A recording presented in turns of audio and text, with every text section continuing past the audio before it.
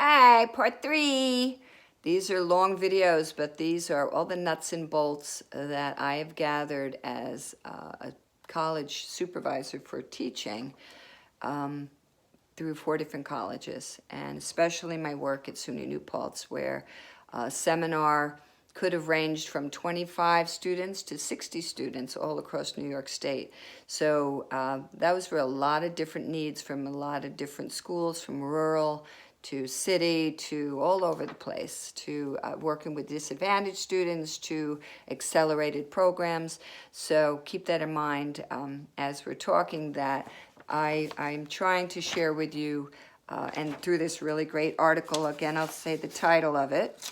It is the Preparing a Professional Teaching Portfolio for an Art Teaching Position by Melanie Buffington, and it was May 2011 in the Art Education Journal, NAEA. All right, so part 3, talking about organizing. We're coming to the end here of your hard copy. It is hard copy. Your portfolio should have that first picture and who you are, really beautiful picture of artwork or you teaching. That's the first page, and your name, artist and art educator, or could even be researcher too. You know, I ended up adding researcher onto my title years ago. So that first cover page is the beginning.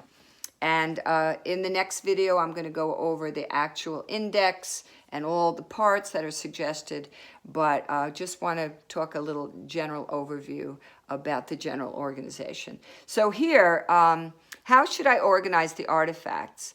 In this research, it was definitely clarified that the portfolio at the interview is a guide. It's a guide to open up and add to the discussion of who you are, and also the needs of the school. They're saying, we need this is what's important to us, and you're opening it up. So the organization is really important, because you don't want to be, let me see, hold on, I think it's over here. You want to know your portfolio back and forth, up and down, every page, where that interdisciplinary thing, where was a problem student that really overcame their artistic challenge, and or maybe a student who is disadvantaged, who really rose to the occasion of telling their meaningful story in their community or in their home. You know, where are these things to tell the story? So this is your book, and you better have it organized so that you know you are going to have an indexed in there, but you do need to have it very well organized so that you at a question can go into it and find, oh yes, Bloom's taxonomy. Here we go. That was asked to a question of me at an interview, and I'm like, oh my God, Bloom's taxonomy. Okay, that's about boop, boop, boop. And I was able to know my portfolio enough that I could pull something out. Yay! Beads of sweat on that one. All right, so you need to be doing it quickly and easily. Again, binders, if they're overstacked, and 3-ring can be dangerous, so make sure that this is really professional. All right, you're going to be using dividers and sections. You can use tabs. You can do it whatever way so that you're not struggling, thumbing through all these different things. And maintain a consistency throughout the format section. You know, your first student teaching experience should be the first. And then your second placement is the second. And then if you did teaching and field work, or you had volunteering or other places you taught, would follow that. And then volunteering if you taught. So there's a succession, there's an order of your professionalism, the most intense to extra. All right? So that's really important. How do I use the portfolio in interview? We have been talking about this whole time. So you got a lot of work to do. Does it stop after you finish and you graduate and no, it keeps growing. My portfolio is still growing. I have many portfolios, some for expressive arts, some for arts and special needs, some for university teaching art. So I have different portfolios, because I've been around for a while, but it's going to keep growing. You're going to keep adding to it, and it's something that you're constantly developing as an art educator. It never really stops, and that art, your personal art also, you're going to keep documenting. We have forgotten to take pictures of artwork. Have you taken a picture of your artwork in the past, through your college? Are you asking your Aunt Lucy for that painting back to photograph it? I don't know. I just want to talk briefly about the quality and all that. I am, in the next section, going to be going over a rubric that I did use with my students I developed in assessing their portfolio. But I've been going through all this, and these images, they have to be the most professional images. And when you're photographing your artwork, it's not with an exit sign above. You have to do it professionally. If you've never been taught, or you've never photographed your artwork professionally, go on YouTube, figure it out. Do you need a drape that doesn't have lint and wrinkles? Whatever. Figure this out, the proper lighting, or if you want to have a friend or a professional person to photograph your artwork, do it. Do the investment in it.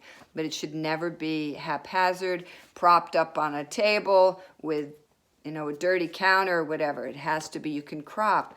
And so that leads me to, students asked years ago, can I Photoshop it?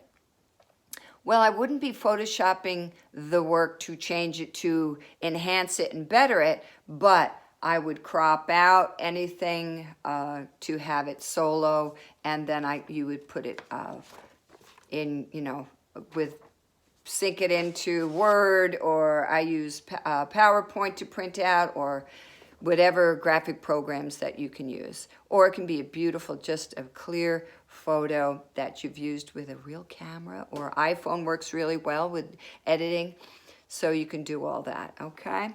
So I think as far as that hard copy, there are all those different ways to put it together, and just make sure it's not looking like a scrapbook. It is a professional. Go online and look at others.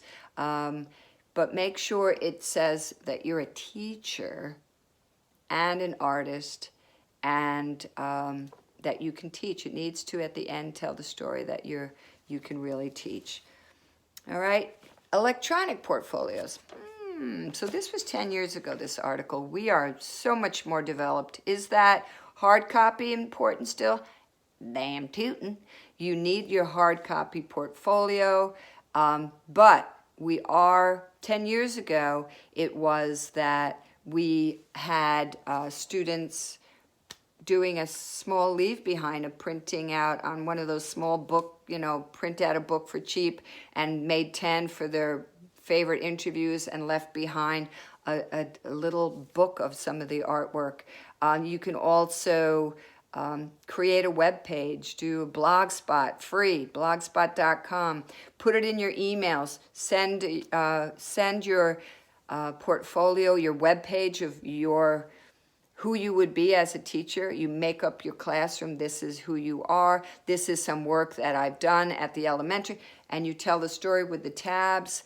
So not only are we having a digital portfolio where you could come in, you could send through Google Slides, or however you want to do, whatever format you want to send a digital portfolio, it would still need to say, for your personal artwork, the medium, the size, you don't have to put the date, the title. So the title of the work, the medium, and the size would be for your professional artwork. For the student artwork, we went over that before. Student, you can do a first name, grade level, title of lesson. You don't have to put the school.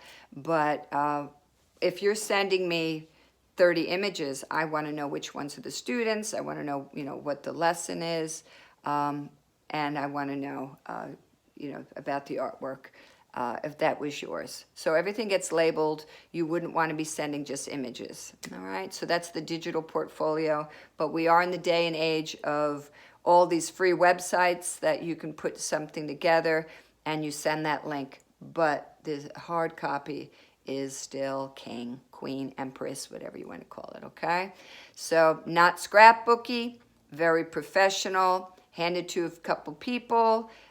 And during student teaching, if you don't have the time to really polish it right now, that's okay. When you graduate, spend time after that. But it is a work in progress. All right, so next video, I am going to be covering the rubric that was used with students assessing each other, their peers, and also supervisors assessing their portfolio. So see you in the next video.